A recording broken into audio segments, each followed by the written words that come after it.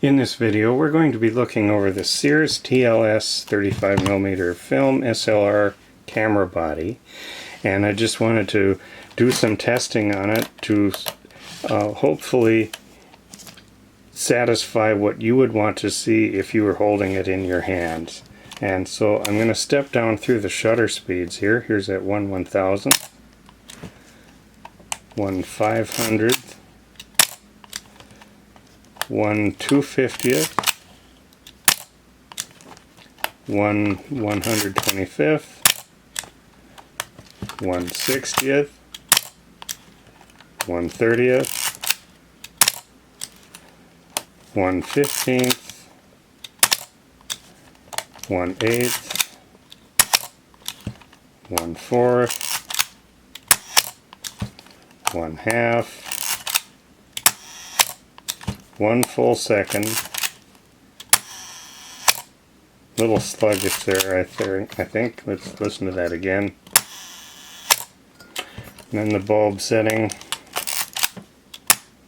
where the shutter stays open, mirror stays up as long as I hold the shutter button down, and then the cycle completes. Let's try the self timer.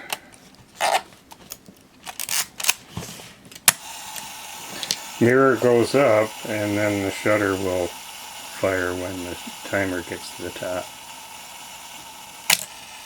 Okay,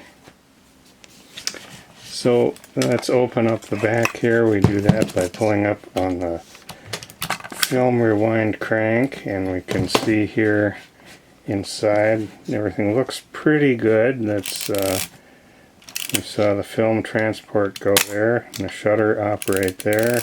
Watch that again. Okay, so we move over to the door here. A little bit of light seal residue, actually more on the bottom edge there. So we'll need light seals at some point.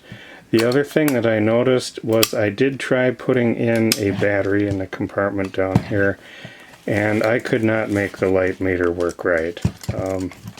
Sometimes it seemed it was just touchy with this switch here, but even so I couldn't get any readings that made any sense.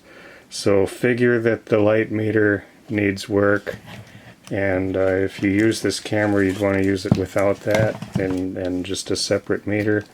It does have a slide off cold shoe here, so you will need to connect a cord to any flash and plug it in to the ports over here.